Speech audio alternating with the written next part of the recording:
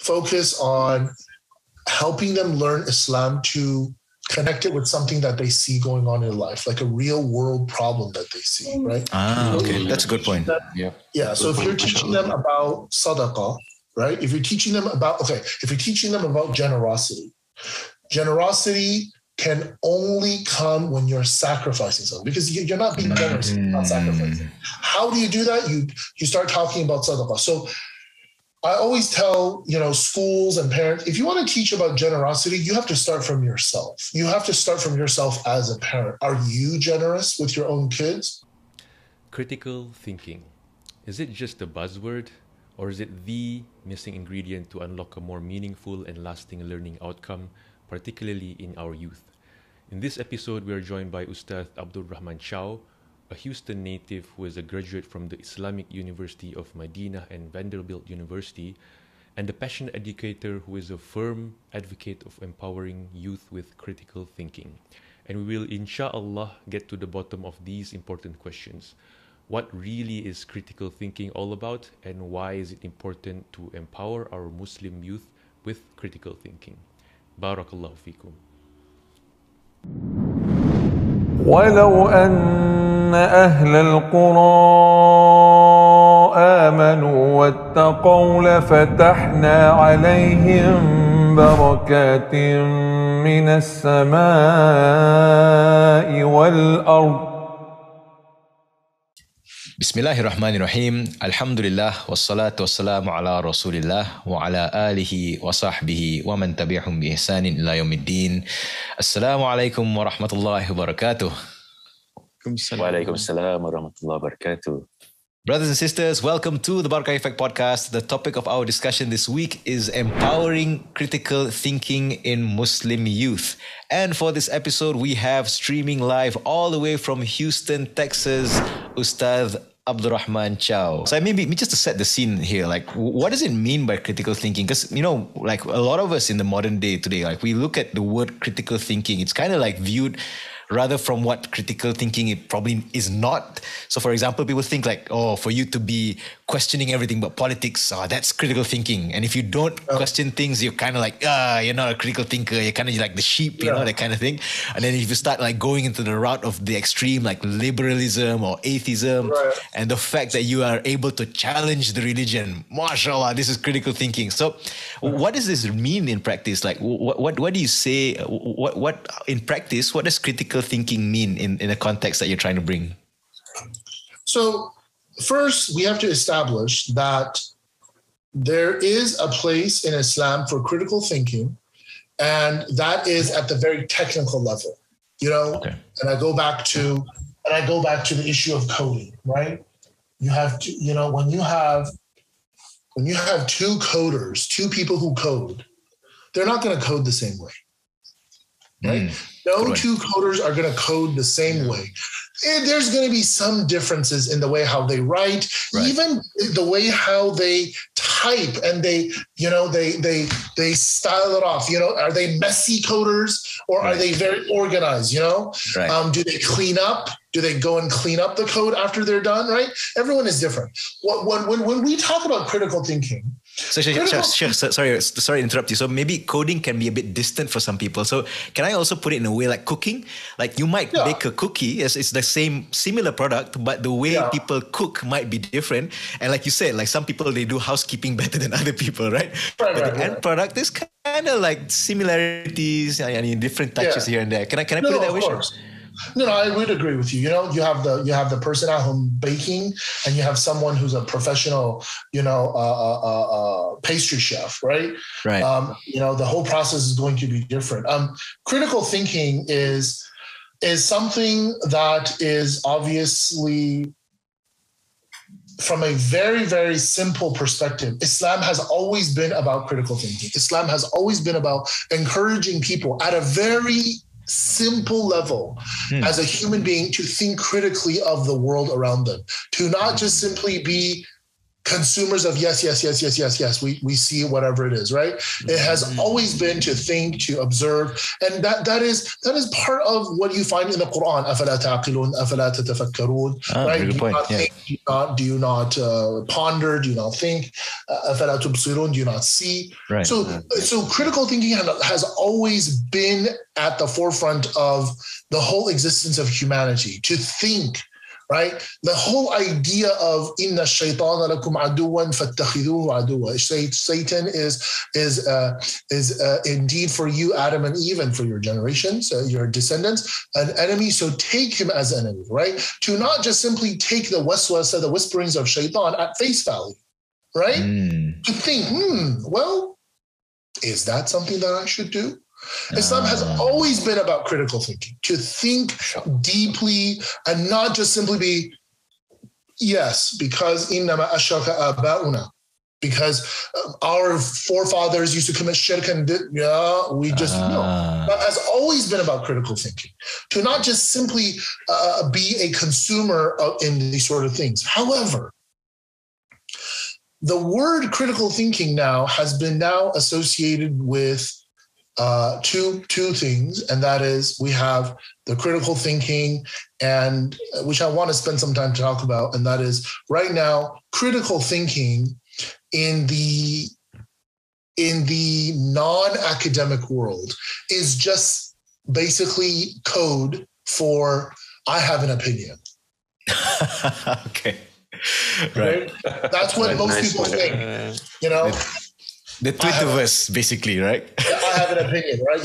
I have a Twitter handle, I have a TikTok account, I have an Instagram account. I can say whatever opinion I like to say, and it's like, and that's the the running joke that I always tell people, here is a paper of a number of names of people who care about your opinion. Here's a list of people who care about your opinion. I'm going to use that now. That's a good one. and that's the thing. Critical thinking is now, I have an opinion. I think this, right? Well, right. Difference of opinion. You think it's haram. Well, I think it's haram. I have now even people saying stuff like, I don't see it as that. You know what, sir? You say to them, this is like clearly haram, right? I don't see it as that. Oh, I don't see it as that. Okay. I don't really see it as that. Really? You don't see it as that.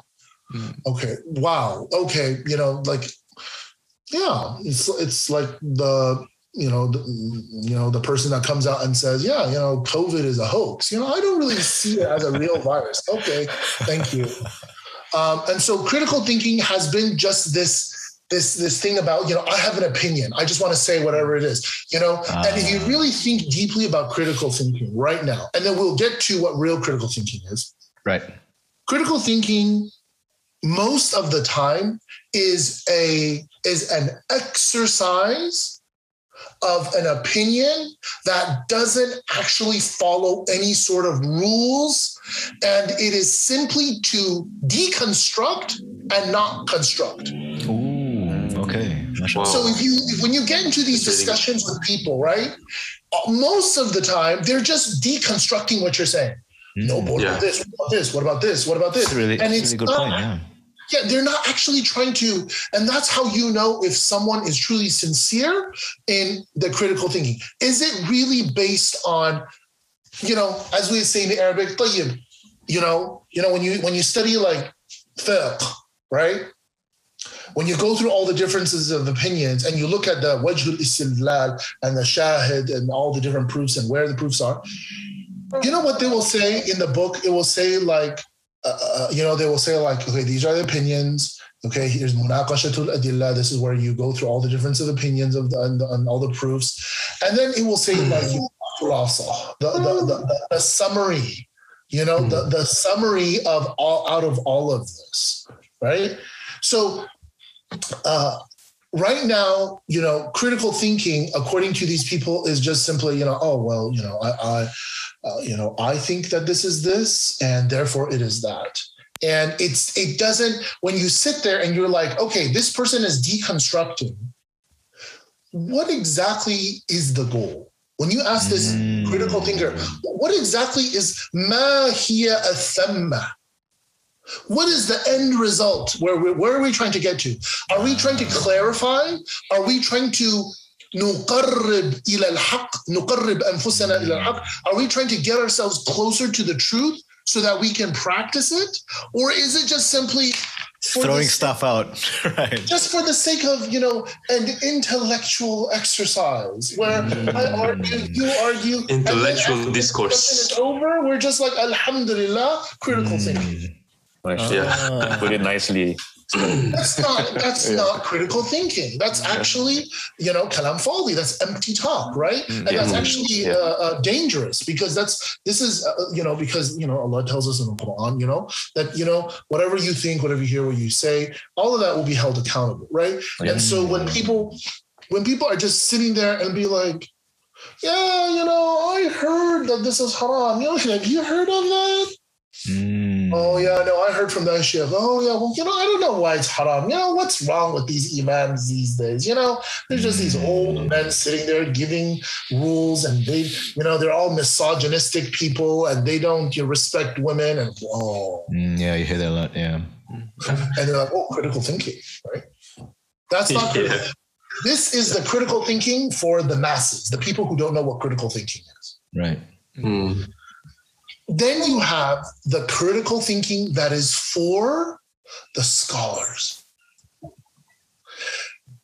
The critical thinking of scholars is like the engineer, different engineers.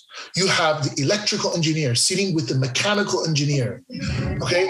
And they're sitting together and they're trying to understand, they're trying to build, for example, a drill, sea drill, offshore drilling.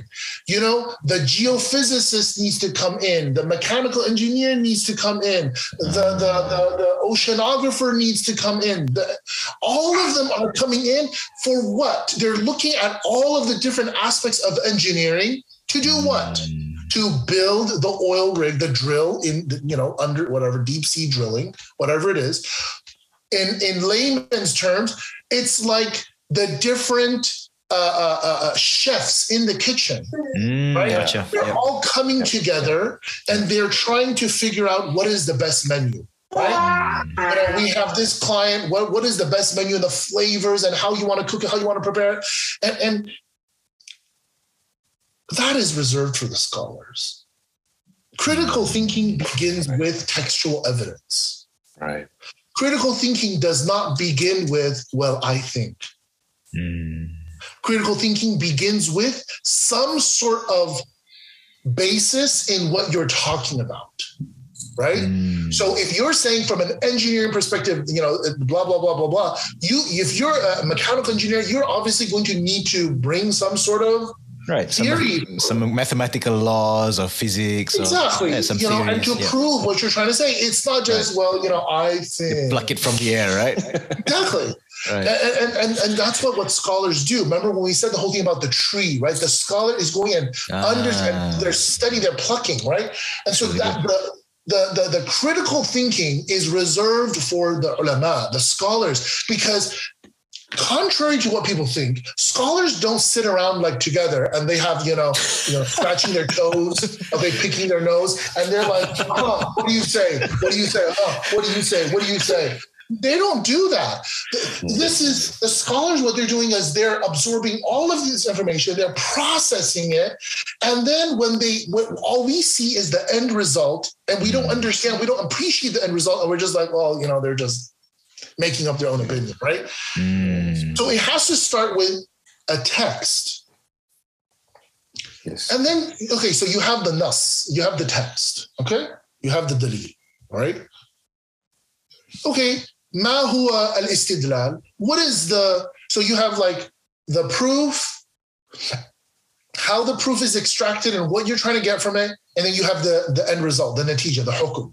Okay, they're looking at a forest of trees. And we as a consumer, we're just coming to one tree and we're just looking at the fruit and taking it like this, right? And so the scholar is working with texts, with theories and years and over 1,000 years of tradition and practice and understanding and interpretation and going through the text. So when they are doing critical thinking, their critical thinking is based on something that is real, okay? Something that is built on something. Now, the critical thinking that I want kids to do, parents to do, regular Muslims to do, is not to be the person that is at Carrefour and getting a sample fruit on a toothpick. It's, have you considered where this fruit comes from? It comes from this tree. Did you know there's another fruit tree over here? Have you seen a forest of these kind of fruits? Okay. What happens when you take two and you put them together? What happens is, that's all I want. What I want for critical thinking is for kids to be able to understand that process. Simply just understand it, you know? And if we were to boil down, right, practical terms, what does that mean? You know, when you come out from Madinah, you have like, oh, I studied all these things. Trust me, regular people don't care about mustalah hadith. Okay, that's the truth. Regular people don't care about mustalah hadith. Regular people don't care about ilm al-rijal. Okay, the science of which narrator is a liar, who is honest, and who is. No one cares. It's good for you to study it as an expert, right? But the challenge for the Islamic studies teacher, for the parent, is how much do I need to walk in this forest? How much do I need to know enough so that I can give just a little bit more to my kids so they're not just the passive consumer, right? They're not just being a passive consumer of this end product, right? So that's what I mean by what I want to empower people, empower kids to think critically. I'm not trying to get them to rethink, is salah fard or not? I'm not trying to get them to revisit fatwas. I'm not trying to get them to think, is it really haram? No, that's not what critical thinking is. Critical thinking is, okay, when it's as simple as someone comes and tells me, you know, durian is good for my immunity, for my health, my immune system. Now, the first thing you're going to say is, well, to be fair, the Malaysian and the Indonesian and Southeast Asian, most likely they're going to be like, yes, of course, it's good for your immunity. No questions asked. Absolutely. King of the fruits. Absolutely good for your immunity. Absolutely. Hail to the king. Absolutely. No questions asked, right? But if you imagine someone from outside of Malaysia, outside of Southeast Asia, you know, someone from another part of the world, and you're trying to tell them, well, durian is the king of the fruit. And they're like, well, I disagree. And you say, no, it is the truth because it is the king. It is the king because he says it's the king, right? It's like that goes into a logical fallacy. Now you're going to a loop of it's begging itself. It's true because it says it's true. Islam is the truth because Islam says it's the truth. Right. Mom is right because mom said so. Right. That's not going to cut it. Right. That's not going to cut it for regular people, right? So that's what I hope. That's what I hope critical thinking is to, because right now kids know about, you know, I had a post about little kids need to know about who and what. right? Little kids know about who and what, stories, what happened, right? A person, what happened. And then you, when they get older, when they become, 5th grade, 6th grade, 7th, 8th grade, 9th grade, you need to start teaching them. And then, you start teaching them about the how. How do you do the salah? How do you do this? How do you fast, right? But not many people are teaching them about when to do it. Why are you doing it? Yeah. Okay. And they're not being taught this. That's a very basic level. Forget critical thinking. They're still this. They're only being told what to do, who is what. Muhammad Sallallahu and Qur'an and, Bilal and Khadija and, Qur'an and, Surah Yasin. Great. These are great things. No doubt. I am not saying that these are not good. I'm saying that, and what happens when you teach them just like, we just go pray at the surah when, Maghrib comes. Yeah, we just go pray.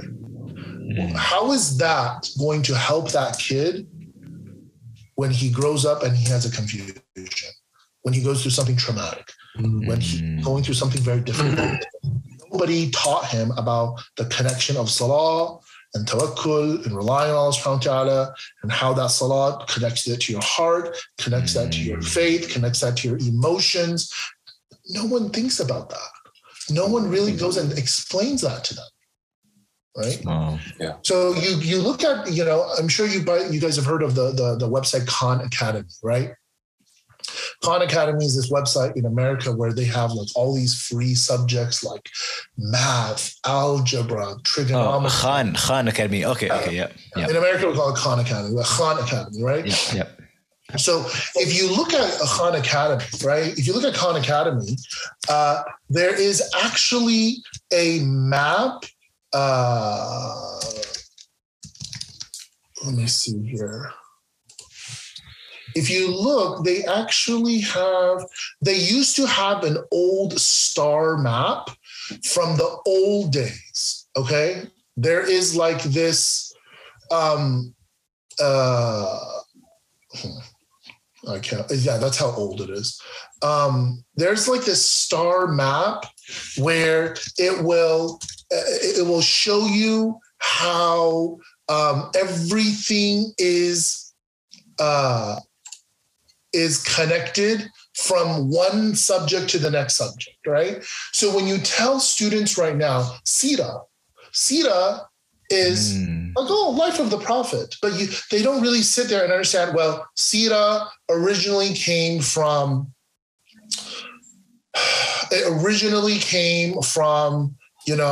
a sub-subject of hadith called Maghazi, which was focusing on the wars of the Prophet ﷺ. And the Maghazi actually came from a chapter within a hadith book. And then the hadith book was compiled in this way. And how that hadith got into that book in the first place, that they would say this is sahih, and and then we don't accept, for example, Bukhari, we don't accept the weak hadith, right? In his book, it's all the sahih, the sahih, right? The sahih hadith, right? So the students don't even know. All they know is Sirah, story, Prophet ﷺ, right? Great. But when you sit there and you're like, when you get to the part on, and the Prophet ﷺ took war captives after the Battle of Badr, they hear the word war captives. They don't understand that war captives actually is part of a chapter in fiqh.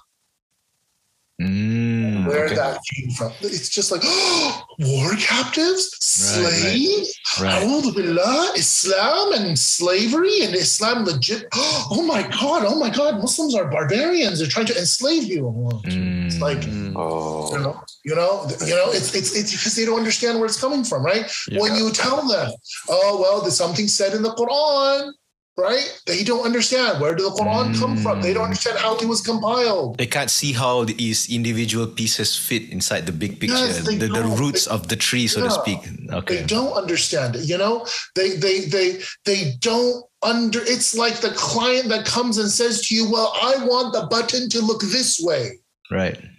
And you're saying, sorry, coding will not allow for that kind of a display. It's not going to happen. Okay.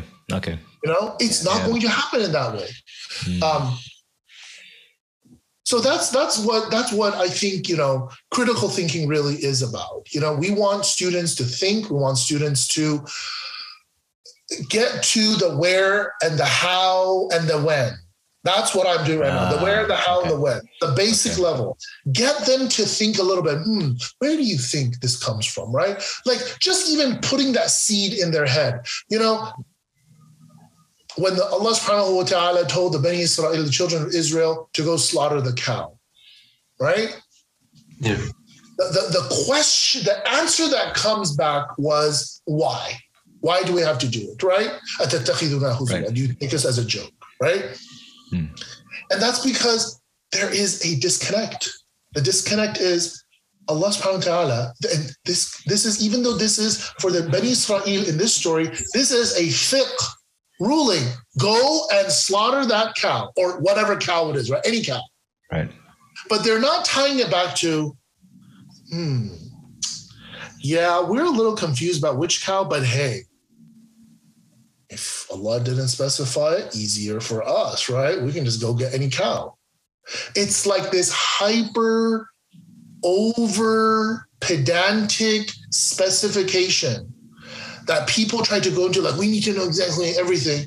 That actually, that's why the Prophet ﷺ says, well, one of the things that destroyed the ummah, the nations of the past was kathratu su'al, just asking any question, everything and anything, right? Yeah. We're not saying don't ask questions. We're saying there are questions that are valid and questions that are not valid. And so if you really think about it, what is the actual missing link when they say, well, we don't know which cow it is because all cows look the same? First and foremost, all cows do not look the same. Okay? But it's this idea of, did you not think that if Allah subhanahu wa ta'ala tells you to do something, that He is the Khaliq, the Bari, the Musawwir, the Alim, Al-Qadir, Al-Aziz, the all-powerful? There must be a reason why Allah tells us to do something. Yeah. Now, imagine how that can plug and stop so many holes in the way how people think when they don't want to practice Islam. They have so many questions, right? But no one ever taught them, hey, did you ever consider that you, as being a Muslim, you are a submitter to Allah, right? Even starting from that, like even regular Muslims don't even know what La ilaha illallah Muhammad Rasulullah is. They think there's no God except God. It's like, well, it's not that there's no God except God, it's that there's no God worthy of worship except God, because you can affirm that there's a God, but you worship another God, right? So imagine how when that person comes and says, I'll give you a very simple, logical or illogical problem here.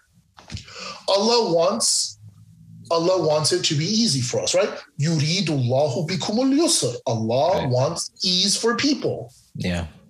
Hijab is not easy. Why would Allah make me do something that is hard? Okay. Therefore, it's like, wow, how did you get from there to there? Right. Right? How did you get from there to there? Number one, taking the proof, as we said, the wrong proof, wrong way of extraction of proof, and what you're bringing it out of, and then you're spinning it to, therefore, I don't need to do it because it's hard. Right? And that's what's going on right now. That's what's going on right now, right? Right.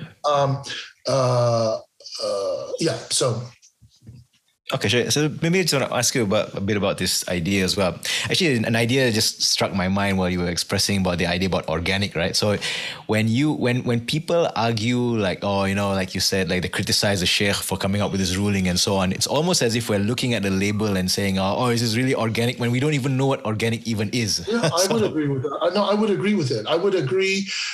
It's basically the sheikh coming and saying, it's okay to eat. Right. It's okay to eat it. And the sheikh says, this is halal certified, whatever. And then the person coming around and saying, well, the sheikh is only doing that because the sheikh is being back paid by someone. Gotcha. It's like, yeah, okay, conspiracy theory.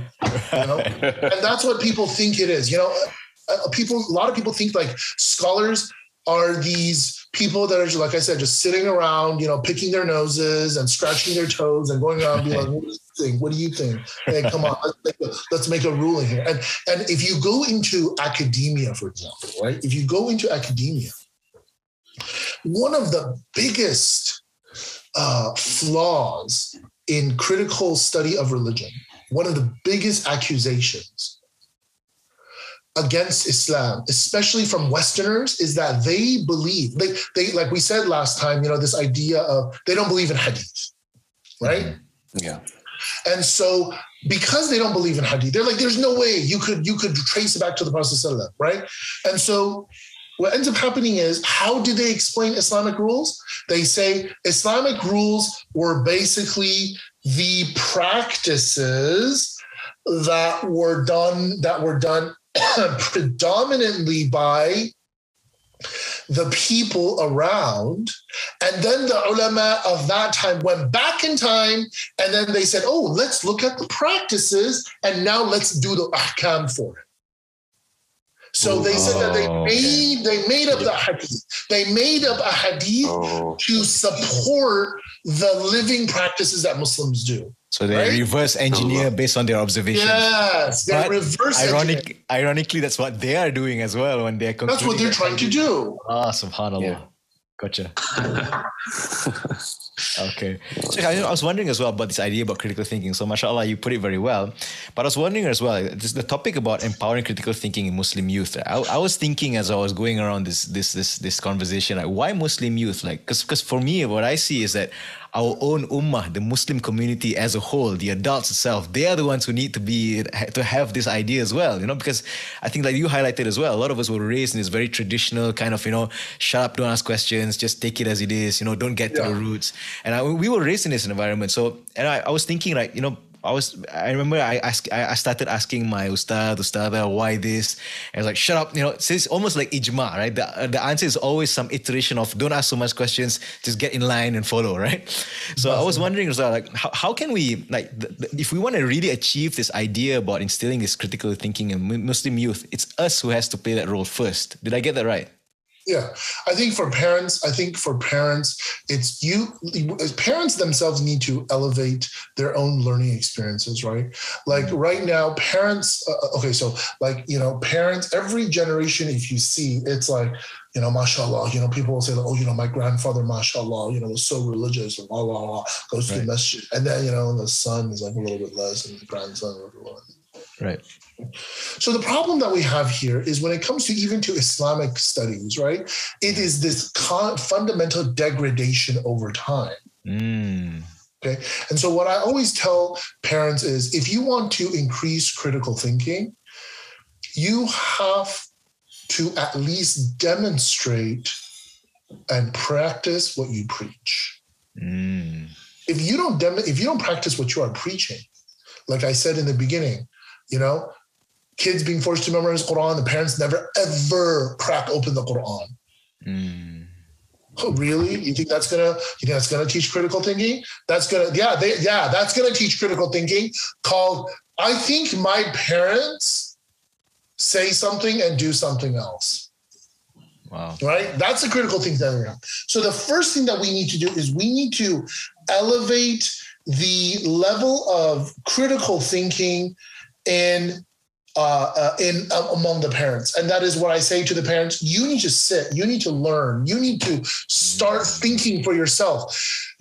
you need to start elevating your own way of thinking, relearning certain things that you were taught in a certain way that maybe it isn't that way, right?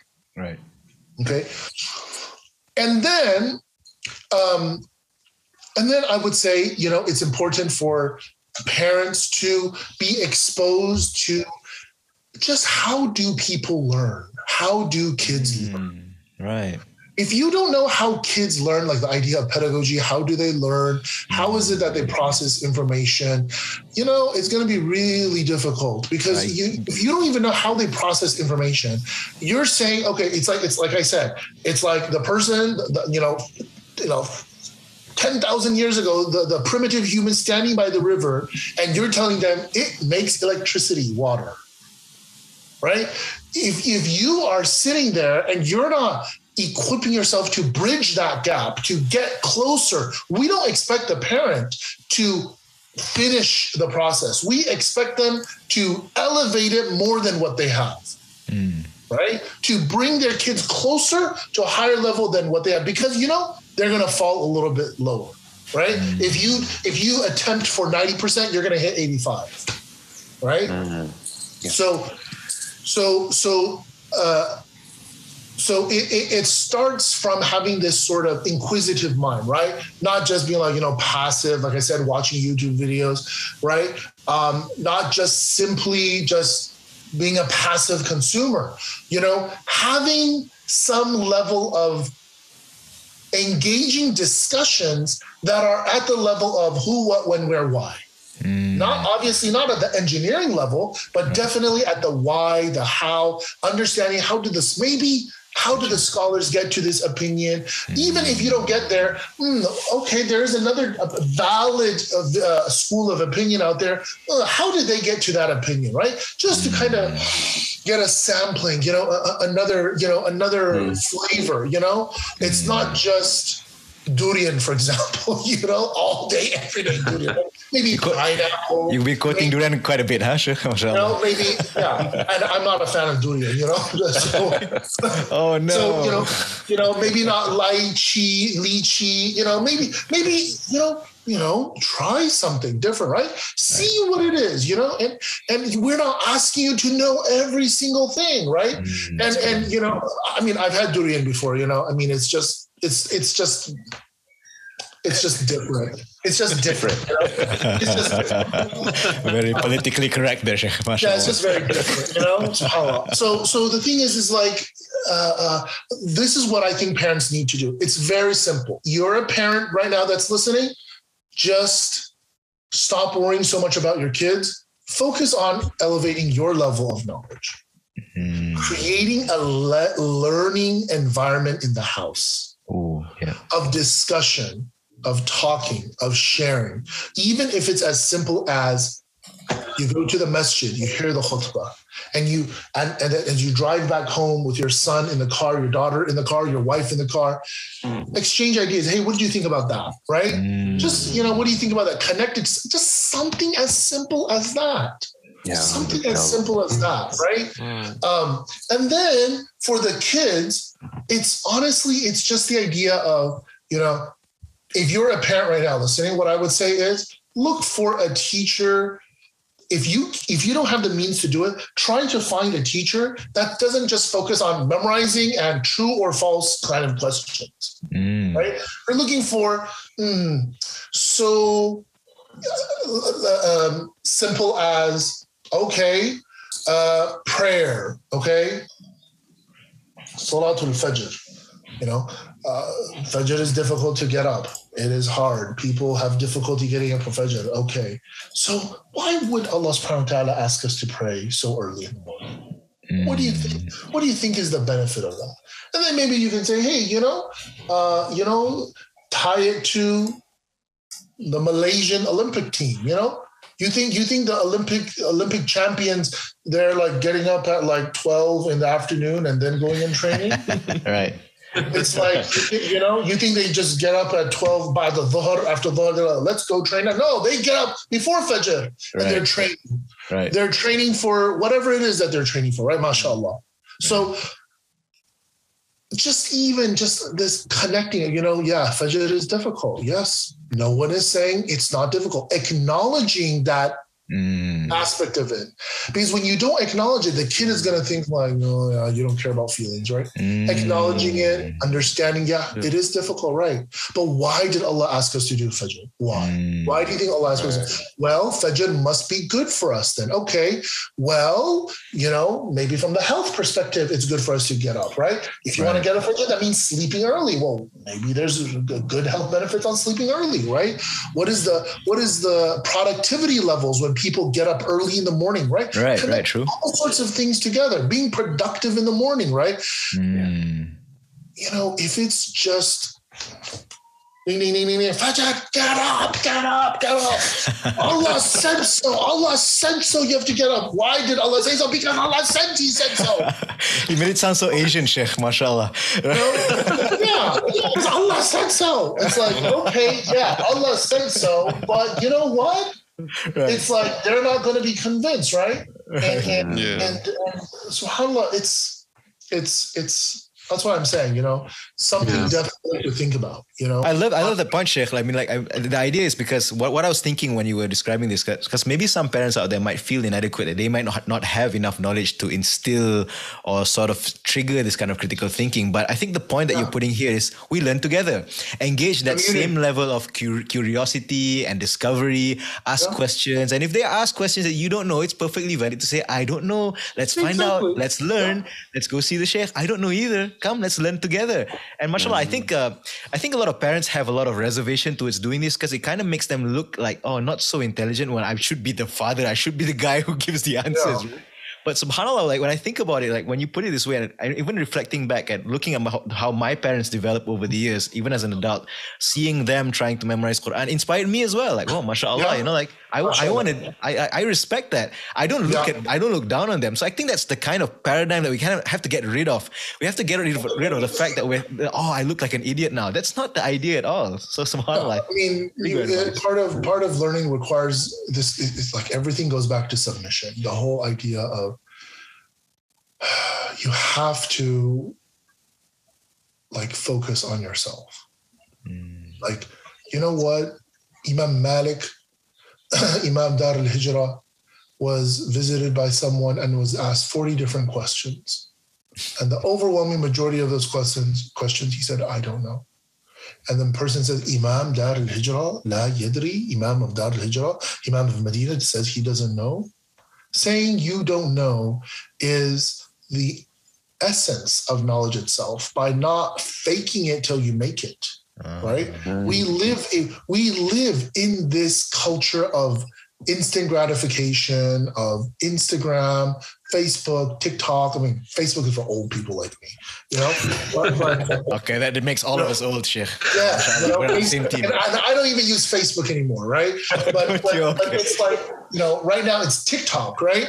And it's literally like people are creating this fake world that they live outside, that they project outside onto the world on the glamorous life, and even you look at these posts that are out there right now, it's becoming more and more like theologically problematic, just speak it into existence, just keep speaking it and, speak it into manifest it. It's like, no, you don't manifest your own destiny, and it's all coming from people want happiness. People want spiritual fulfillment.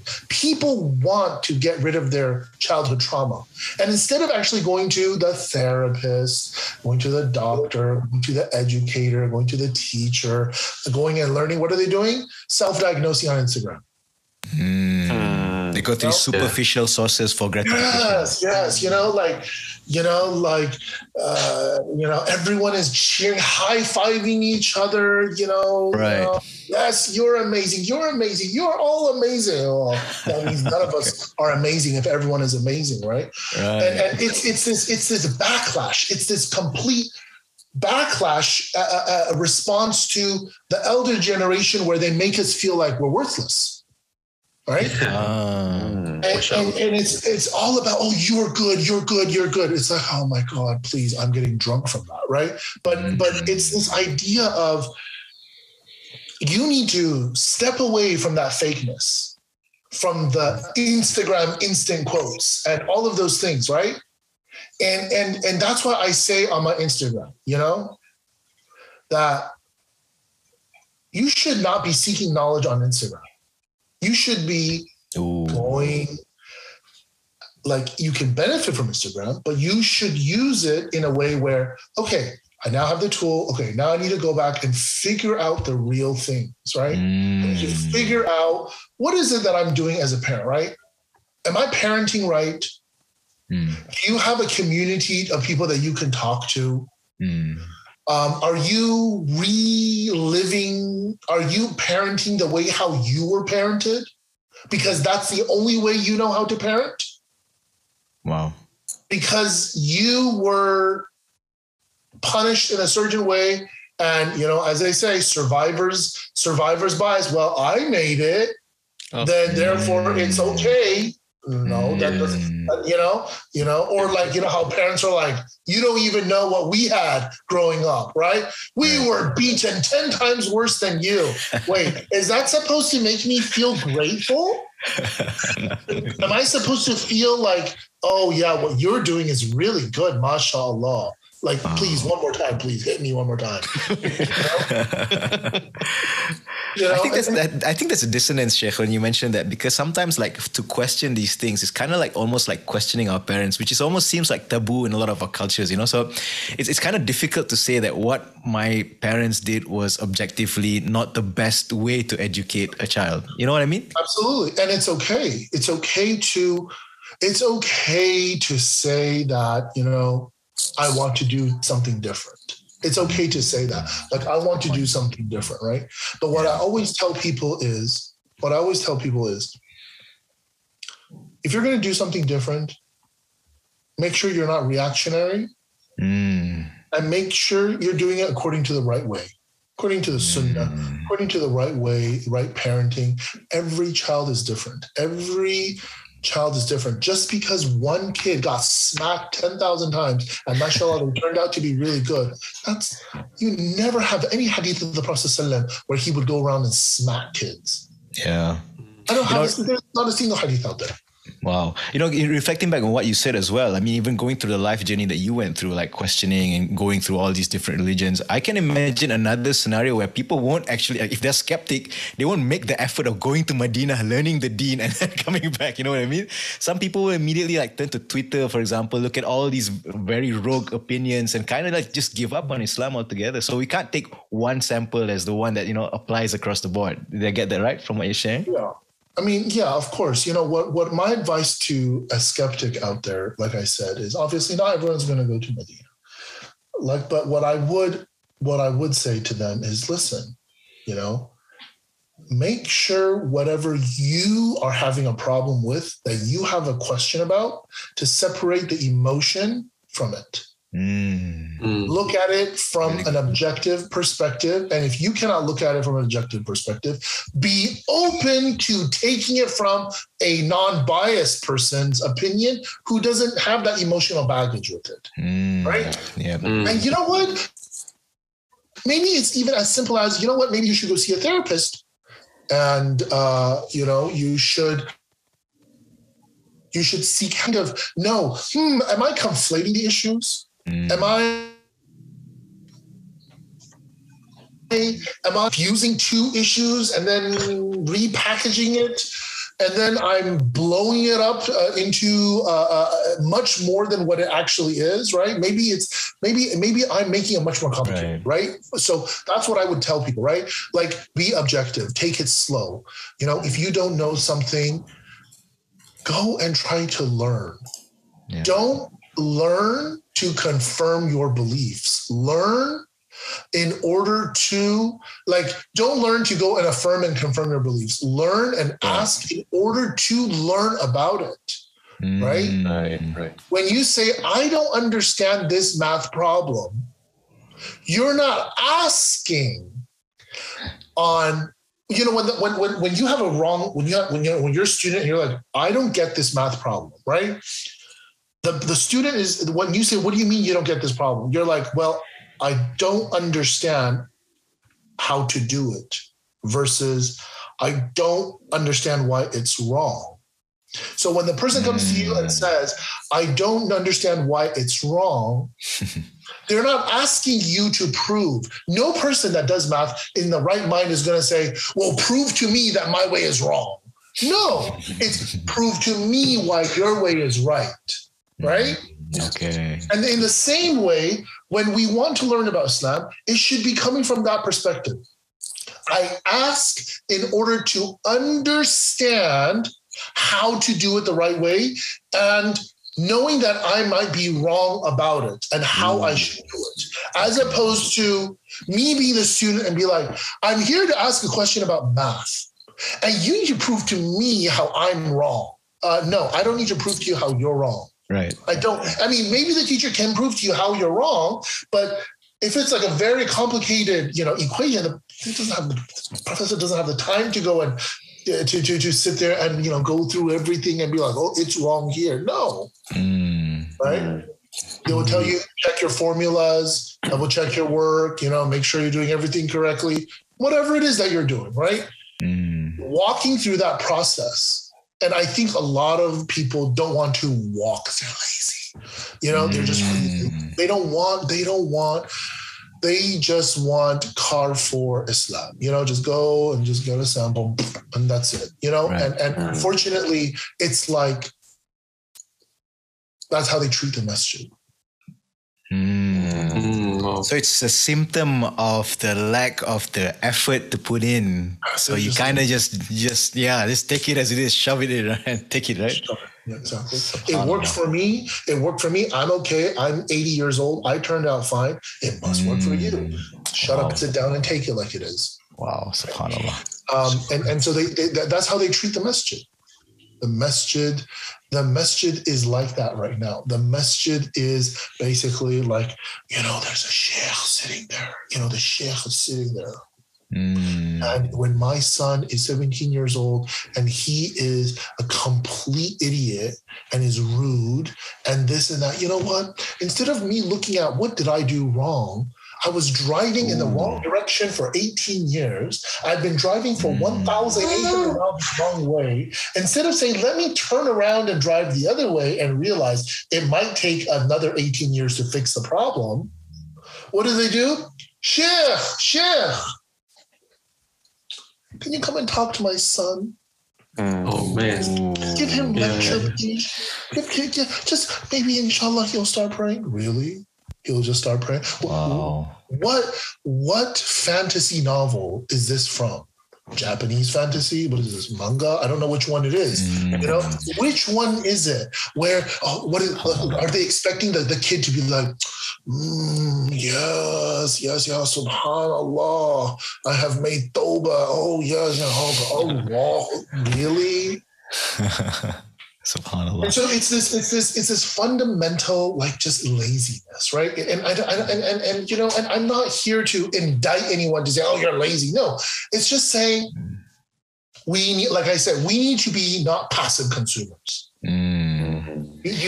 As we expect them to be like that, we need to play that role first. Yeah, and you're going to the grocery store, you're getting the products, right? Right. I don't need you to know the farmer who planted the grain, right? I mean, there's this really funny TV show. It's in America. It's there's some objectionable things in it, but it's a very indie hipster kind of a TV show, and it's called Portlandia. Okay, so Portlandia is situated in a city in Oregon, in the state of Oregon, called Portland. And Portland has always been like this, kind of a weird liberal city. And so it's like a skit. It's a skit where the male and the female, they keep playing different roles and skits over different things, and they're doing social commentary, right? So there's a skit in there where they're going to a restaurant, okay? They're going to a restaurant. And the waiter comes, and the waiters, maybe later, if you can go on YouTube, you'll find it. Portlandia, just type in Portlandia chicken at restaurant, okay? And it's they're sitting there, right? And this is the perfect thing that I want to segue into. They're sitting there, and the person's like, okay, so I would like to have the, la la la chicken, Okay, yeah, okay. And so this lady comes and she's like, yes, the chicken that you'll be enjoying today, his name is this, and it lived at this farm, and the farm was this big, and it ate this, and it was free range, it was running around, and it led a very happy life. Okay, the chicken led a very, very happy life, and then the person is like, okay, so he's like, I'm going to ask you one more time, okay? I'm going to ask you one more time. This chicken is like organic and free range, right? And then there's like, yes, let me go check on that for you. Just double check, comes back. That's all exaggerated, right? And then they're like, well, we're not really sure. They actually stop. They're like, can you hold our table for a second? They're like, sure. So this couple goes and drives off and they look for the farm. Right? And they're like, oh, okay, so this is where the chicken lived. We just need to be really sure about it, that this chicken led a very happy life here. They get there and they find out that the farm that the chicken was raised on is run by a cult group. There's this one guy sitting there, and he has all these women around him, and he's like saying all these things, and they're like, yeah. It's like a cult, but it's like a social commentary, right? About when you are like so deep into certain things that you're almost just being like this blind follower, like it's halal. Oh, really? Is it really halal? Is it really halal? It's like, that's not where Islam wants you to focus your effort on. Right. And so in the process of a child's learning, I don't want them to need to go to the farm and look at the chicken. Right. Okay. I just need them to understand, okay, where did the halal come from? What does halal mean? Okay. Just give them idea. When they go to the grocery store, I don't need them to know which farm or which, center it was processed. I just need them to be able to look at the thing and be like, okay, I understand what the ingredients are saying. This is not so foreign, right? I know what this is saying. I know the nutrition level, if it's healthy for me or not. That's all I want. To be literate, to have some sort of literacy right now. Right now, kids are taking Islamic rulings like the ingredients list from a foreign language. And they're just like, oh, yeah, it's like, okay, well, whatever. That's it, Wow, it's a really good point. So drawing that line between like how detailed you want to go and even questionings as well. So you want to encourage them to ask questions, but there's a boundary. There's a place where the buck stops. Yeah. Right. So subhanAllah, Sheikh, I mean, we're closing on to 2 hours now. So mashallah, I actually have so many stuff to ask you.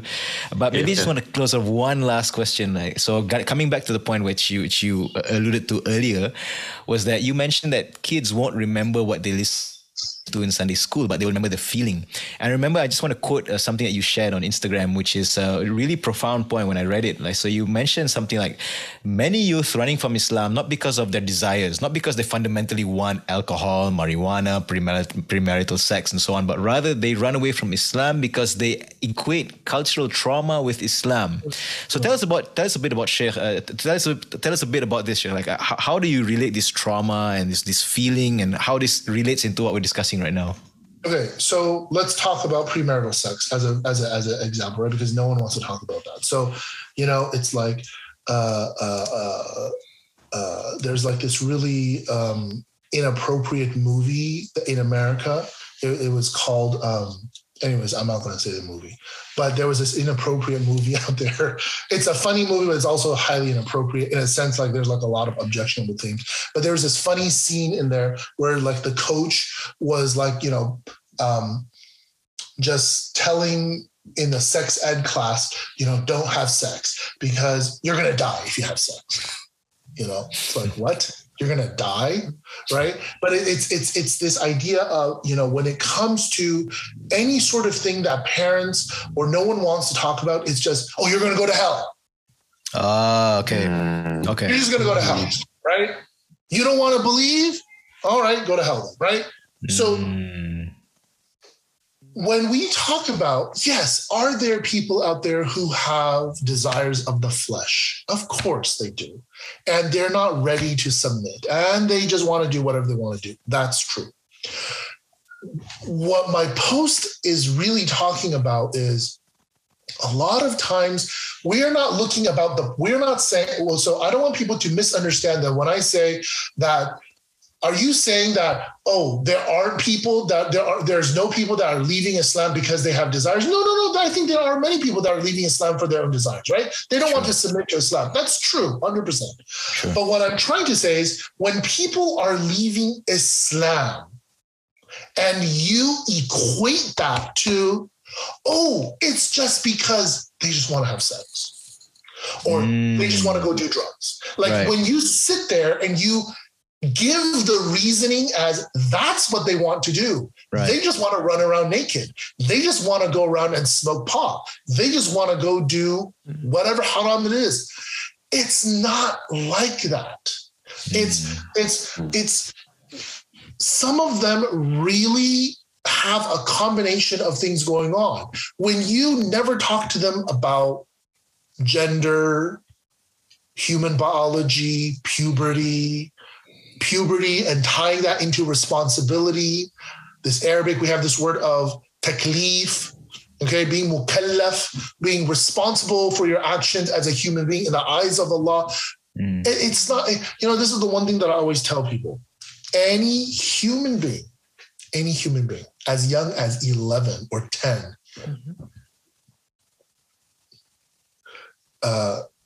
you can father a child at 12 years old. You can father a child when you're 12, but not everyone, you can father a child, but not everyone is a dad. Okay. Right. Not everyone is a real dad because, if you're talking about procreating, yes, anyone can procreate, right? But it's about, can you be the dad? Are you going to be there when you are, when your child needs you? Right? And why am I saying all of this? It's when we sit there and we talk about these taboo subjects, or we don't want to talk about the real issues, and we just simply dismiss it off like, they just want to be haram and, shameless, right? Yeah. You're really oversimplifying the problem. When people leave Islam, they're leaving Islam a lot of times because it's a combination of their trauma. They didn't know what was going on. No one talked to them about something, and they didn't feel that they could talk to you about it, and they felt isolated and emotionally disconnected.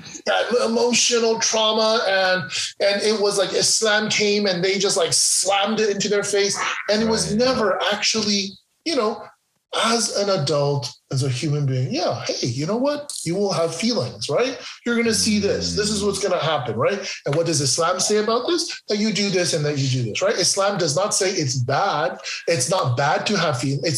It doesn't make you a bad person to have feelings. It's about how do you regulate it, right? So here is an example, like, the way how I just said, that would be an example of people are leaving Islam just like, don't sit there and oversimplify. And in the flip side, don't oversimplify the way how Islamic rules come into being. This is what Islam says, right? And, that's it. You wouldn't have depression if you had Iman in Allah. Oh, yeah. Oh, that's a big one, Jeff. Yeah. Oh, if you had tawakkul, if you had Iman, you wouldn't be having depression. You have Iman weakness. Really? this oversimplification, right? And the older generation, it has always been about diagnosing a problem. They're good at diagnosing. The older generation, they love diagnosing. Right? Okay. How so?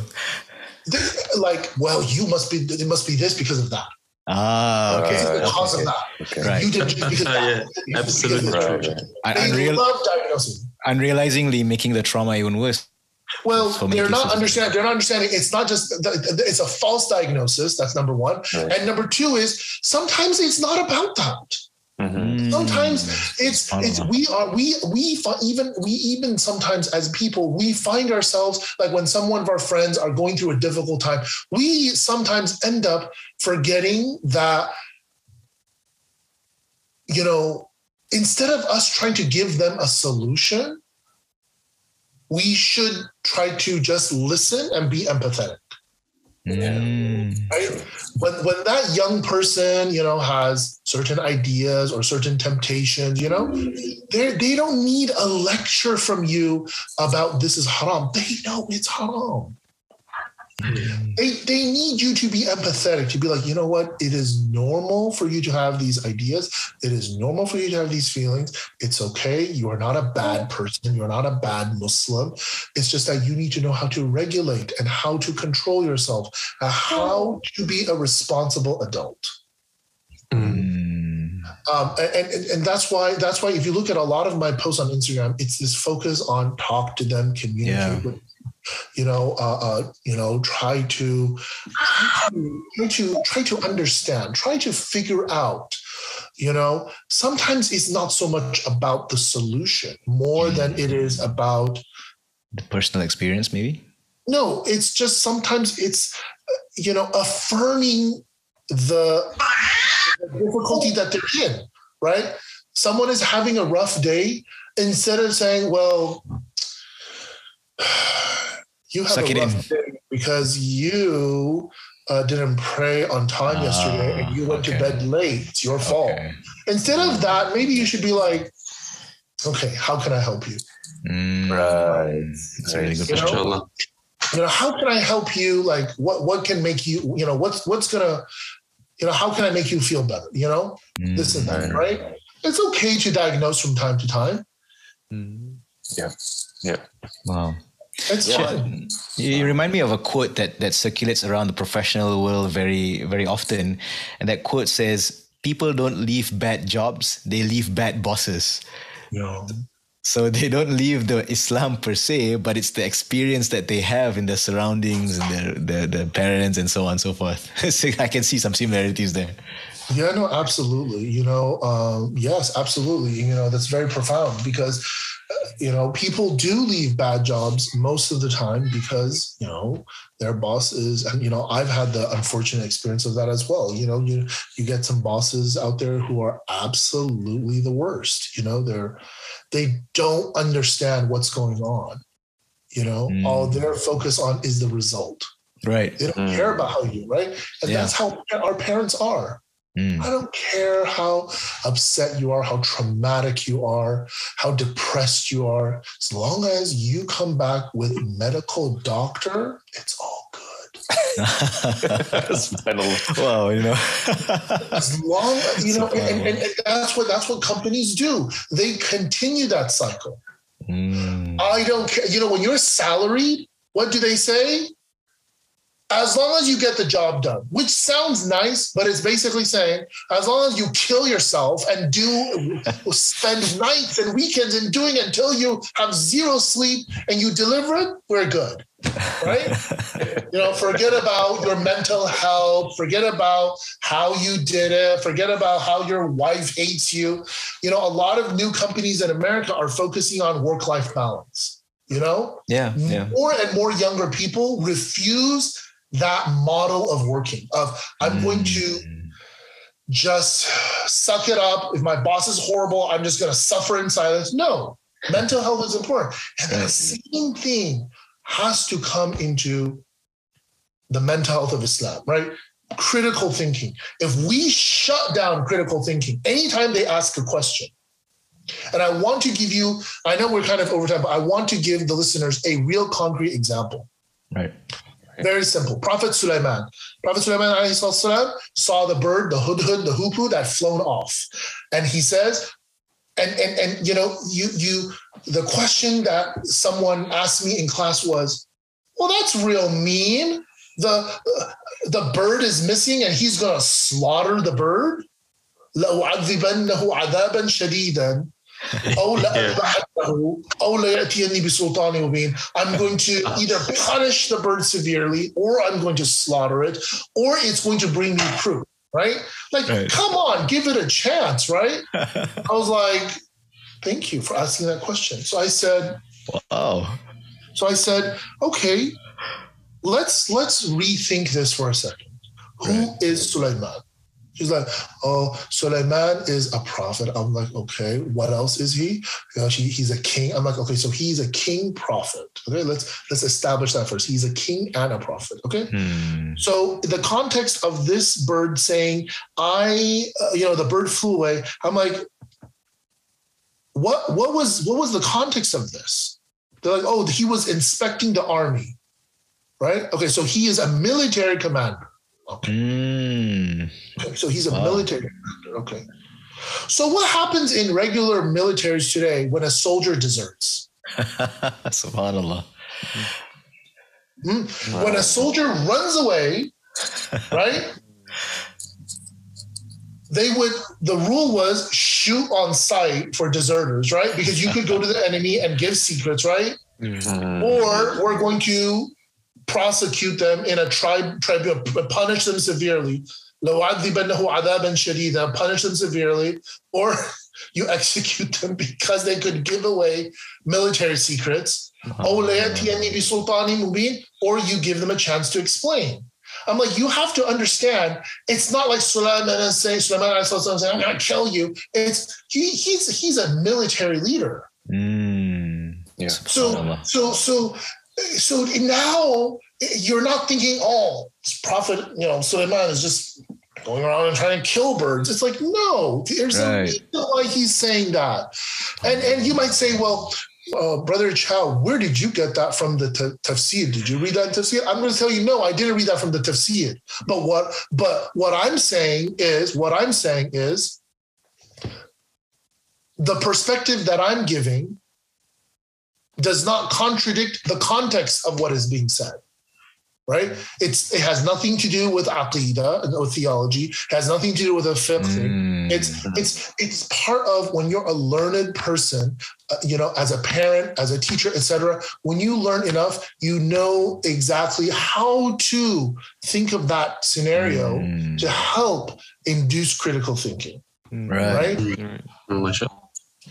Right, as opposed to maybe if someone would say, oh, that's kind of mean, and then you kind of reply as that, just shut up and get in line. How dare you question the prophet, right? So as opposed to going that route, right? The traditional answer would be, the Qur'an says that. I can see the traditional answer to be, well, first and foremost, we have to have respect for the prophets and the messengers. We need to have respect for the prophets and the messengers. And, what you said is so qaleel al-adab, is so rude. And, we need to be very careful. Yeah, you're talking about periphery things. You're not answering the question. You're not actually answering the question, right? And so having that kind of a discussion, right? Even if you don't know the answer as a parent, I don't know why. Go and sit, go and learn, go and try to find out. Yeah. Just use your head and think like, Prophet Sulaiman, he was a king, he was a prophet. What was he doing outside? Oh, he was inspecting the troops. Aha, okay. Has to do with military law, right? Court martial, right? And you might say, well, maybe you're wrong. Okay, maybe I'm wrong too. You give me a better way to think about it. That's fine. Because this is why I think, we need, I believe, and no disrespect to any students of knowledge out there, students of knowledge, if you look at the students of knowledge of the past and the ulama of the past. The ulama of the past were never niche scholars of one area. Yeah. They actually were experts in many fields outside of Islam. Right. You know? And so they... Kind of like polymath, isn't it, the term? Polymath, they were scientists, some of them, you know, like you look at Imam Ghazali, for example, you know, a lot of people know of him as, you know, the spiritual person, but he is much more well-known in usul than he is for spirituality, right? Interesting. And that's why I think it's beautiful, because there's hope. There is hope. You're an engineer, you're a programmer, you're et cetera, et cetera. You, every single parent, you bring a different flavor. You're going to see things differently, right? You try to explain in your own way. But when you are within a community, you will be able to hear more of those different experiences to help you build that learning experience. And obviously you go back to the sheikh and you try to find out. That's why I always tell students of knowledge and, you know, most religious leaders, you cannot just simply study Islamic sciences and lead a community and be successful. At least as an imam, you should take classes in human psychology, in adult learning. How you're going to give a dars, you're going to give a halaqah, a dars. If you don't understand how adults learn, how are you going to be successful? If you don't understand how human psychology works, of how people think, emotional intelligence, I think these subjects imams must learn. SubhanAllah. That's a good point. And I think parents should learn that as well. If you're a parent and you don't understand how babies develop, how they think, and, you know, and how they change and how they learn, you're going to be, you know, you're not going to know what you're doing. Wow. I see a common theme here. We have to put in the work. If we want to see the change, we ourselves have to start first. It's not going to be easy. I think the takeaway message I get from this is it does require some effort. Nobody says it's easy, but, you know, inshallah, let's be honest about it. And let's not just use like excuses, like you said, because the Qur'an says, oh, yeah, I mean, that's one aspect, but don't use that as a way to outsource that. I think that's one of the things I picked up from you. You said, like, okay, bring it to the imam. Look at my son, he's not listening to me anymore. So you kind of like want to, you know, outsource this, like, okay, third party contractor to solve this problem, that kind of thing, right? It starts with, you know, the cell phone and the PlayStation and the Nintendo Switch, right? It's like, I don't want to have a conversation, then go play your game, right? Go to your room. And like, right. What are they going to go meditate in their room and become a sheikh from doing that? You know, what is there, Ghar Hira? You know, they're going to become enlightened when they go to their room. You think, you know what? Kids love it when you send it to their room. Oh, they love it because they're like, yes, away from the chaos. Yes, thank you. I can do whatever I want in the room. Allahu Akbar. They love that. Like it doesn't teach anything. That's why, as an educator, I think detention is a waste of time. Wow. What is the point of detention? I'm going to sit for 1 hour after school. Yes, because I'm going to change. Really? What exactly does detention do? What exactly does it achieve? It doesn't achieve anything. You know, that's my personal opinion as an educator. You know, another thing that I wanted to also add, you know, I know we're going a lot over time, is focus on helping them learn Islam to connect it with something that they see going on in life, like a real world problem that they see, right? Okay. That's a good point. Yeah. So if you're teaching them about sadaqah, right? If you're teaching them about generosity can only come when you're sacrificing something, because you're not being generous, you're not sacrificing. How do you do that? You start talking about sadaqah. So I always tell, you know, schools and parents, if you want to teach about generosity, you have to start from yourself. You have to start from yourself as a parent. Are you generous with your own kids? Wow. Are you generous emotionally? Are you generous financially? Are you generous intellectually? In your time? in your time? Are you generous? If you're stingy, then they're not going to see that generosity being done with you, right? And then what do? You can sit there and memorize all the ayat on,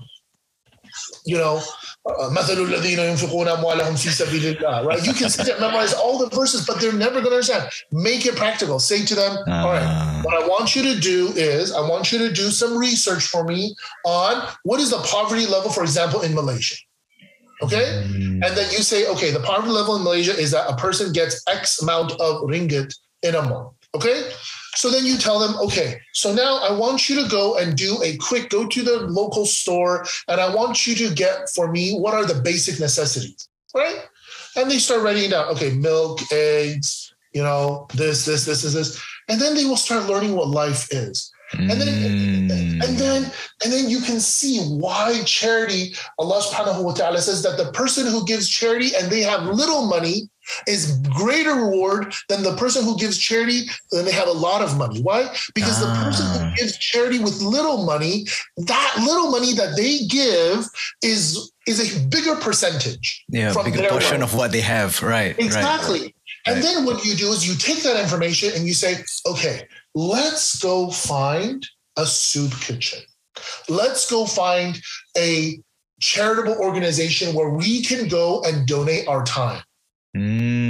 Volunteer. Now you have tied, that's the critical thinking. Now you have tied the sadaqah, the generosity, to an element of Allah is Al-Kareem. You tie it to an aspect of fiqh. You tie it to an aspect of seerah, of how the Prophet ﷺ was generous. And then you tie that into something they do, they can see, they can experience, they can connect it with. Why are the billionaires in the world unable to empathize with the poor people? Because they don't know what it costs like to live. Wow. Yeah. Inshallah. That's why there's no iman coming from them. They're just like, lazy, right? These people are just lazy, right? No iman, no ihsan, no emotion, no humanity left in them, right? Wow. And that's just for sadaqah, right? Now, apply this to other things that you can learn about, right? Apply this to any other thing that you want to think about. Make it into something like a real world problem, like a subject. Right? Like something out there that you can learn. That's my best advice that I would say, right? Try to connect it to something within the real world problem that they can see the impact of it. Because right now, the way how kids see Islam is that it's this spiritual thing and nobody knows how it's connected. Quick question. How many of you have seen The Message, that old film?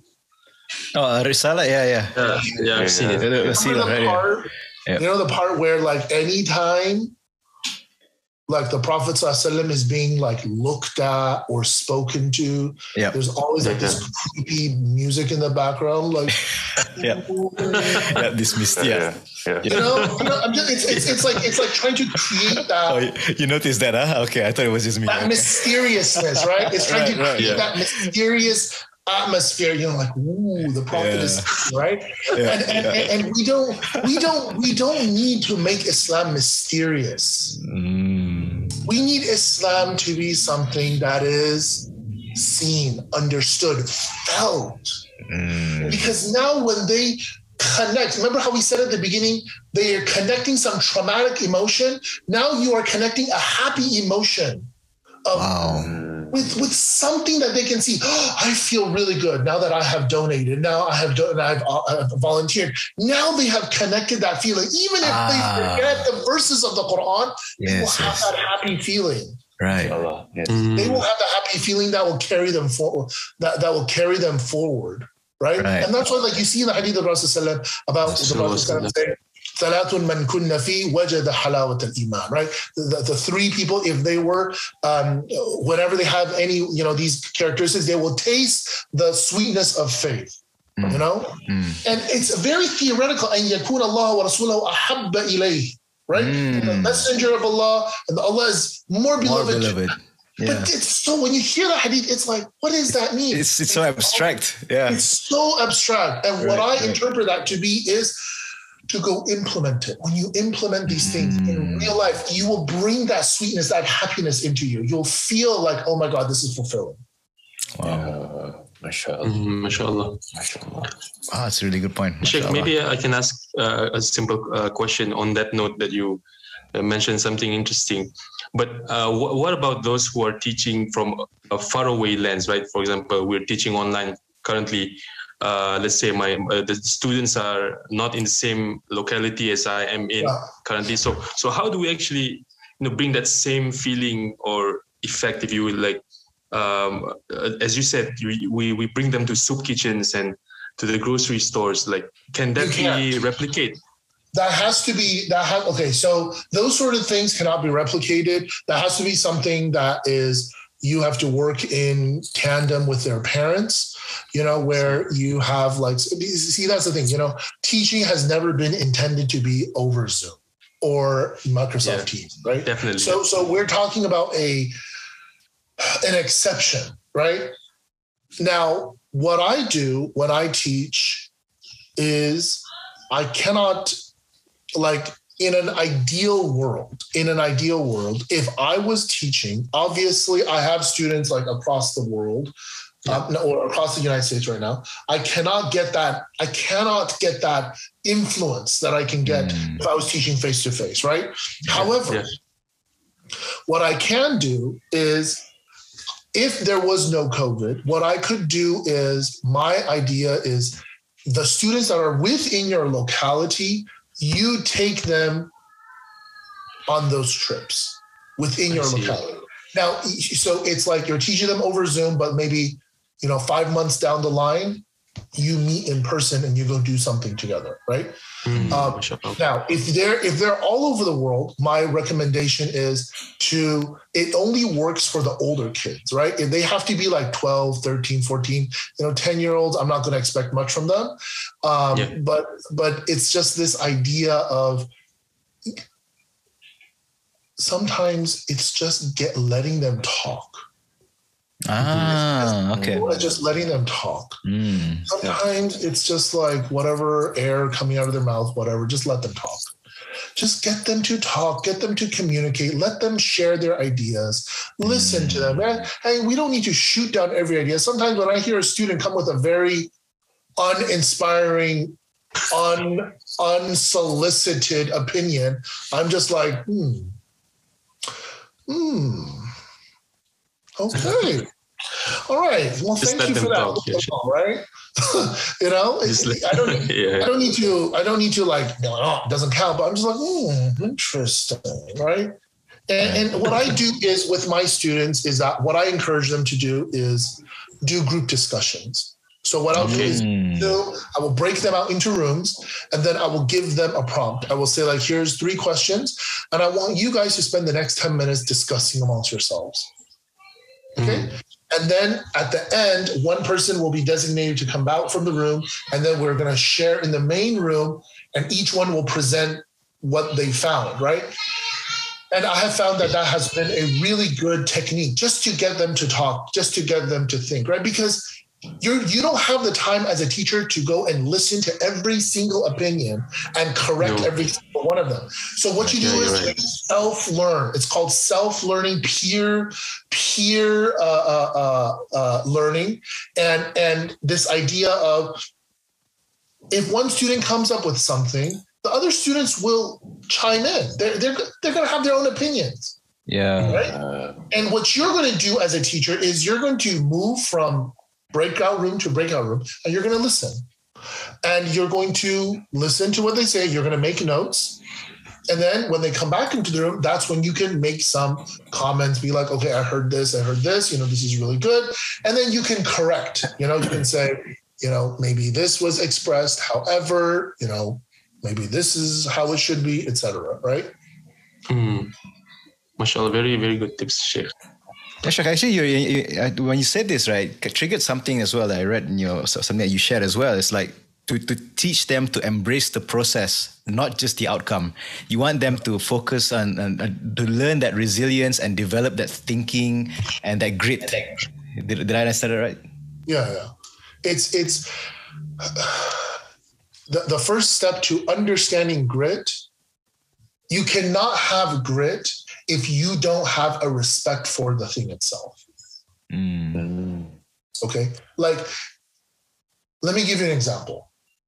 The only thing that I know of about big mountains and jungle from Instagram in Malaysia is this state called Kota Kinabalu. Okay, Right. That's all I know. Yeah, big mountains, and it's like really, really far, and it's like really, really remote. Yep. Big mountains, right? That's all I think about, big mountains. Yep. If you are trying to teach them to climb a mountain there and have grit, you have to teach them to respect the mountain. Oh. Like the mountain, don't take it as a joke. Right. Don't take this as a joke. This is real. Right. This there could be danger. Right. And how does that translate into knowledge? To teach them the respect, the immense respect of knowledge. You can't teach them grit of knowledge until they see the forest. Until they come to realize, wow, I need to be humble. Wow. I need to be respectful to this ilm. And then once you respect once you respect that thing that you are trying to learn, that mountain that you are trying to climb, then you can build the grit, right? Then you can build the hard work. Right now, Muslims, they don't really understand the value of these things. Wow, that's a good point. They don't understand the value. So you teach them grit. They're like, what grit? It's so foreign to them, right? The idea about grit normally is like work hard, go hard or go home, that kind of thinking, right? But yeah, this is the first time I'm hearing this from that process, like respect it first and then you put in the effort. Absolutely. You know what they say, even in military, you are only as good as a warrior when you respect your enemy. Right? When you respect your enemy and you don't just when you respect your enemy and what do? You go and study it. You go and take it seriously. You take it seriously, right? When you are in soccer, football, whatever, basketball, and what they do? They do something called they do it called film reading. They do this thing called film study. So when soccer teams, basketball teams, football teams in America, what they do is when the other teams play each other, those are all recorded, right, on television.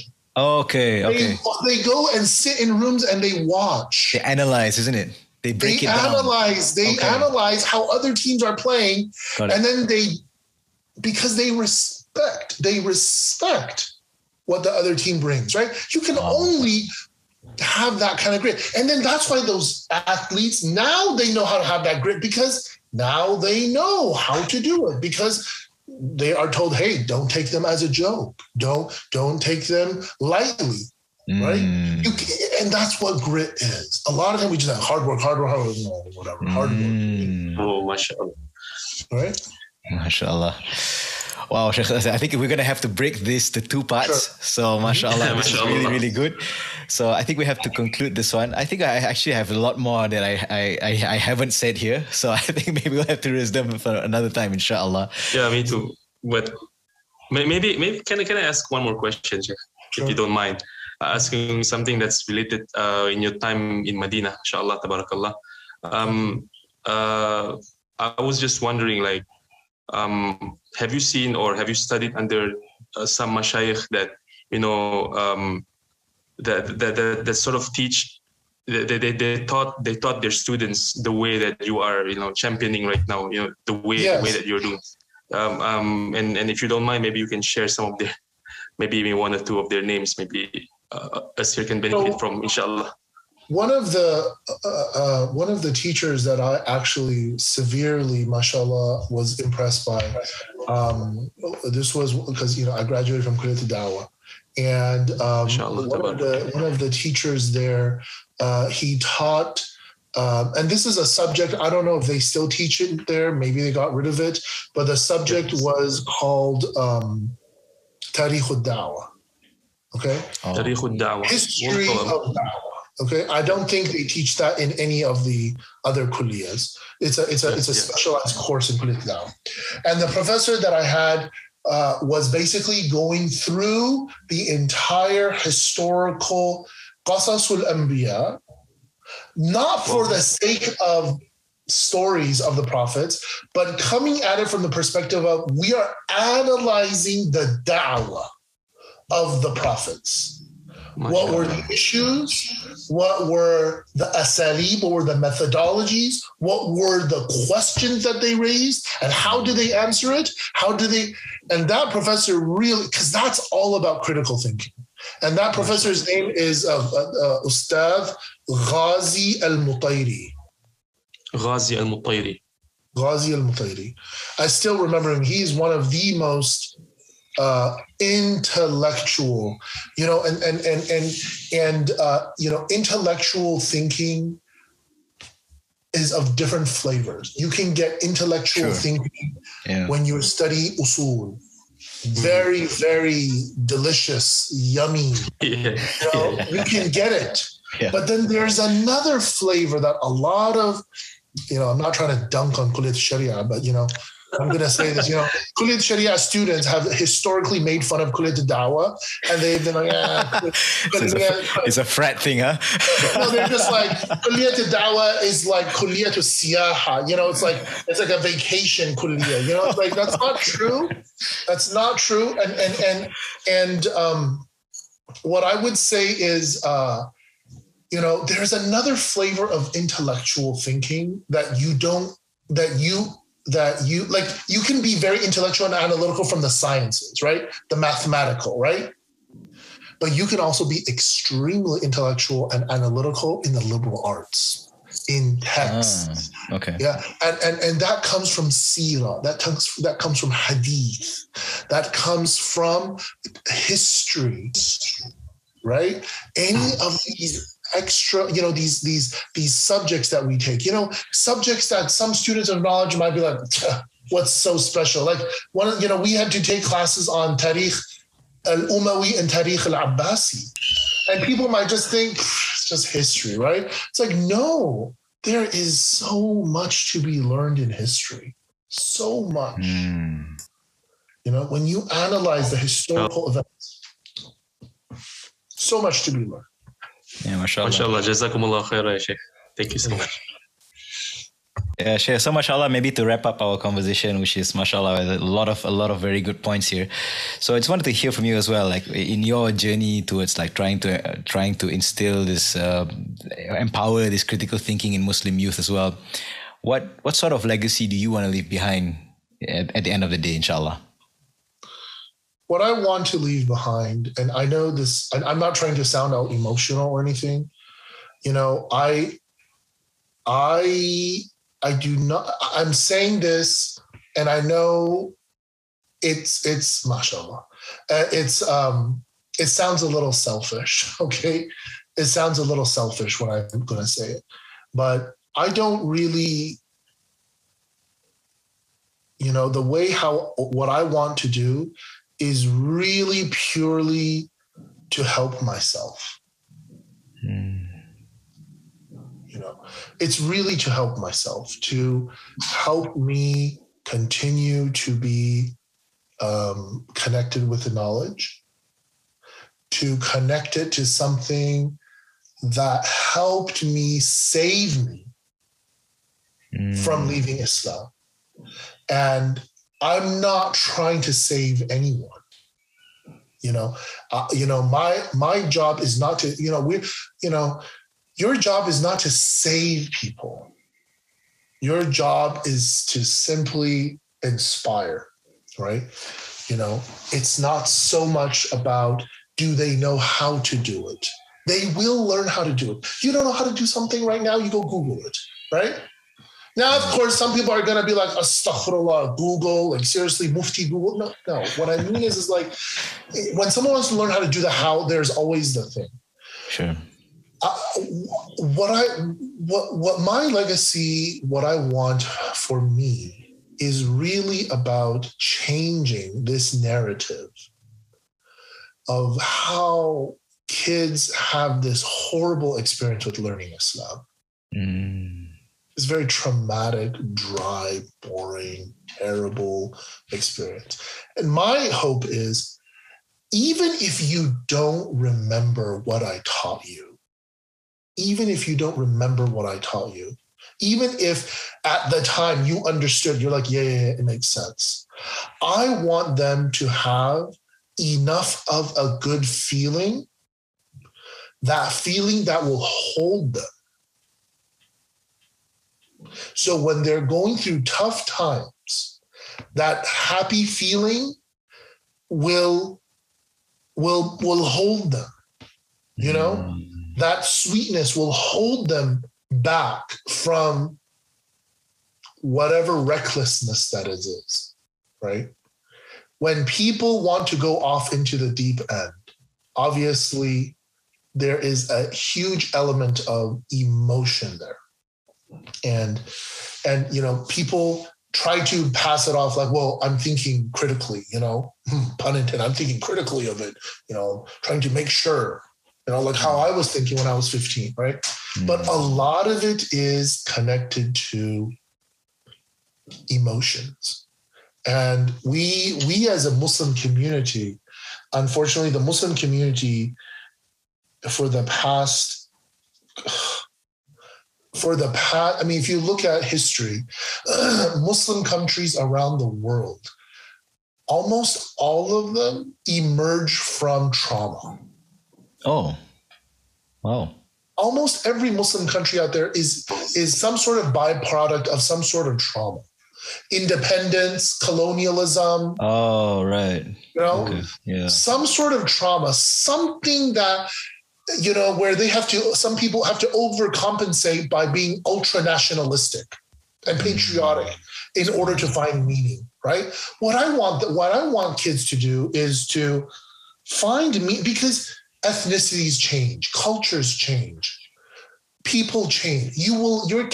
You're Malaysian today, your great grandkids, who knows who will they be, right?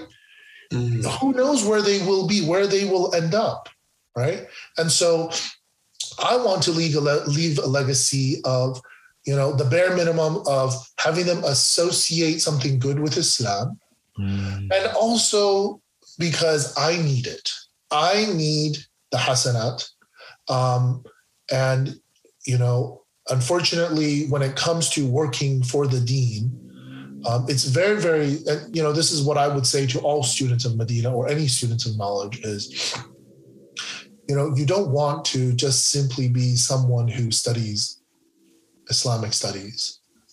You want to be someone who can do da'wah on your own terms without having to depend on the Muslim community. Yeah, mashallah. When you have to sit and depend on the Muslim community, that means you are going to be controlled by what the board member says, the politics, and what definitely. Definitely. And you cannot do what you want to do, right? Right. And so that's sort of the legacy that I want. I want to be able to inspire the youth to have good feelings, to think critically, and even if they forget that, you know, that at least I can say that, hey, you know, maybe I help them undo something that they learned wrong, that they learned traumatically, right? I can help them get through it, right? Relearn something. That's the legacy I want. MashaAllah. MashaAllah, it's beautiful. Amazing. May Allah grant it to you. Ameen. Ameen.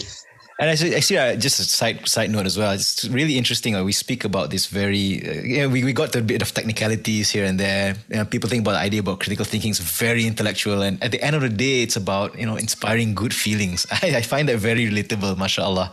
And I find that something, it's also very inspiring in a sense that we can play a role in whatever capacity that we are, as husbands, as parents.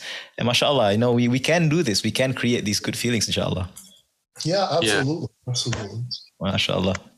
So maybe can you share with us, Sheikh, is there some personal ayat, if there's one ayah of the Qur'an, one hadith of the Prophet ﷺ, maybe one statement from the Salaf, something that really inspires you every day, you feel like, wow, this is something that I always come back to. What would it be?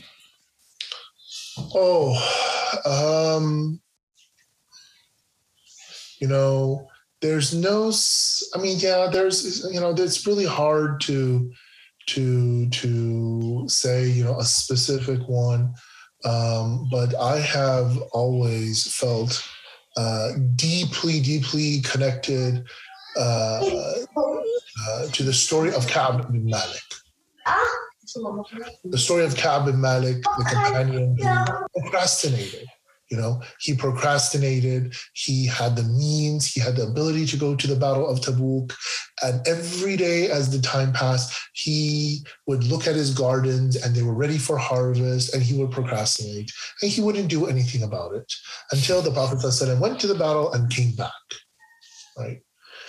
And the thing is like, how many of us are in that kind of a situation where we have the means? We are like Ka'b bin Malik. Wow. We are like Ka'b bin Malik. We have the means. We have the ability. We give ourselves a lot of grace and we cut ourselves a lot of slack. And if you look at Ka'b bin Malik at the very end, he disappointed the community. And that's why there was a social boycott for 50 days.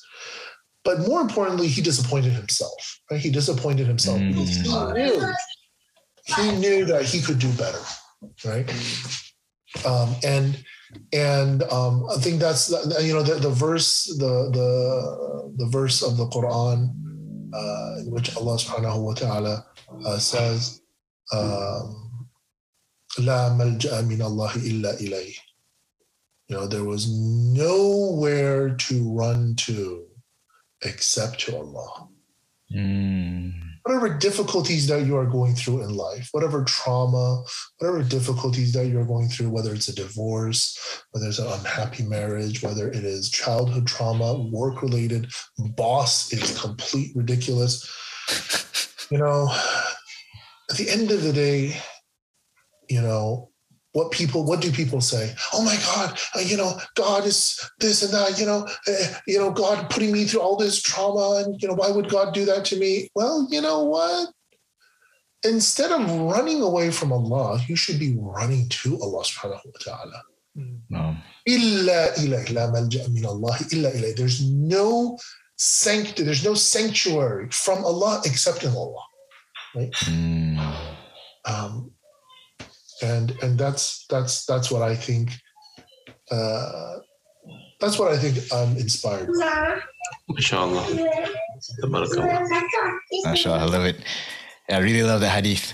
MashaAllah, Sheikh, you have to choose one of the longest hadith, yeah? So MashaAllah, that's really good. It's a very, very emotional story. If you really read into it, it's such an emotional story. Yeah. Sure. I mean, talking about this just triggered something as well, because you're talking about giving good feelings. I remember that narration from Ka'b bin Malik. I can't remember which companion it was, but when his repentance was accepted, he came up and gave him a hug, and he says, "I'll never forget what he did." So subhanAllah, that of all the people, of all the Sahaba, he remembered the one that gave him that good feelings. I found that very inspiring, Sheikh. Yeah, the companion that I forgot exactly the part, but he said there was this person that was like either he had delivered the good news to him, etc., and it was that feeling of hope, right? It was that feeling of hope, and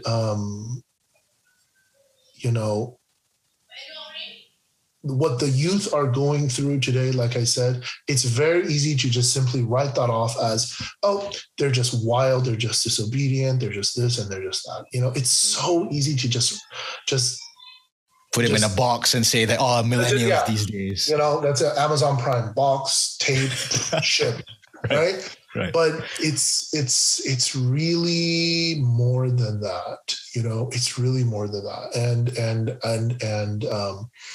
when you hear of so many Muslims these days who are, going through difficulties and they're having crises of faith, they're going through something traumatic, something horrible happened to them. And you can hear in their voices, there is this deep disconnect. Like the Islam that they have is not enough for them. Wow. It's not enough. It's not going to pull them through. And it's very unfortunate, because, when you have a very toxic kind of relationship in the family where, you're always having to prove yourself, where, you're, demeaned or whatever it is, there's a lot of bad things that come from that, and, Right. and so,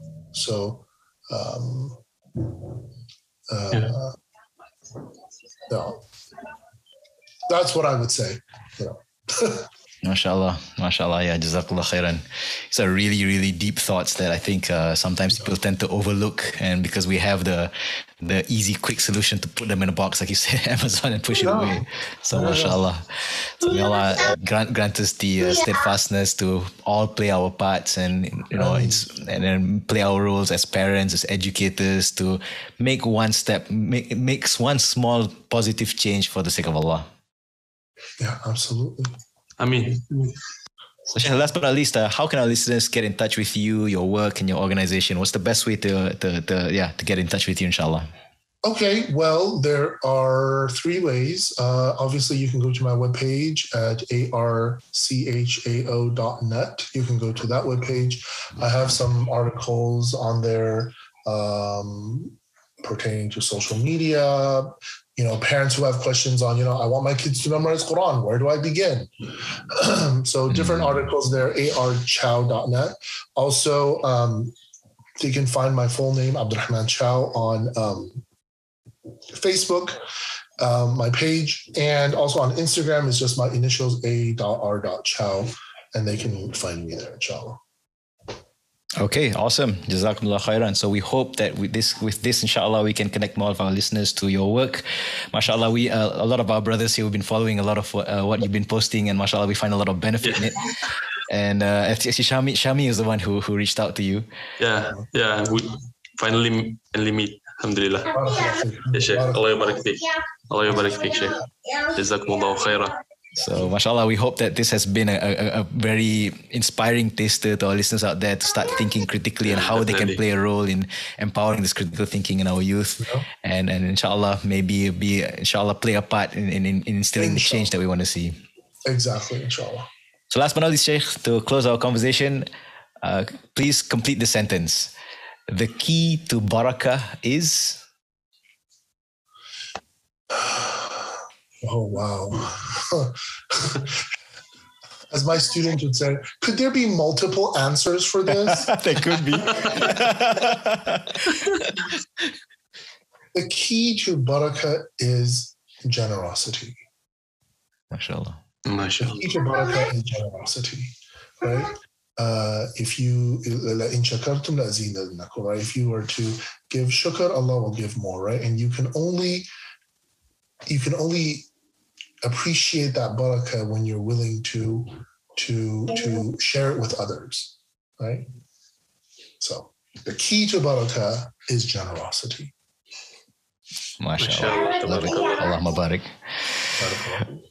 So with that, brothers and sisters, we'd like to thank our guest once again, Ustadh Abdurrahman Chao. Jazakallah khairan for making your time for this episode, Empowering Critical Thinking in Muslim Youth. Jazakallah khairan. Thank you. Thank you again for having me. Jazakallah khairan, Ustadh. You're most welcome, Sheikh. Jazakumullahu khairan. Yeah. So if you guys want like a part 2 for the other questions, let me know. Yeah. Sure. Yeah, really good. Bismillah. Really good opportunity to get to know you as well and your history. And mashallah, I think a lot of people can resonate with that. So may Allah Azza wa Jal grant barakah in what we've been discussing, inshallah. Ameen. Thank you and Jazakumullah khairan for tuning in. If you found benefit in the discussion, please do share and subscribe to our channel. And if you have any comments, feedback, or suggestions, please do get in touch with us through our social media pages on YouTube, Facebook, or Instagram. And we particularly would love to hear from you if you have any interesting experiences that you have with trying to implement critical thinking in any shape or form. Barakallahu feekum.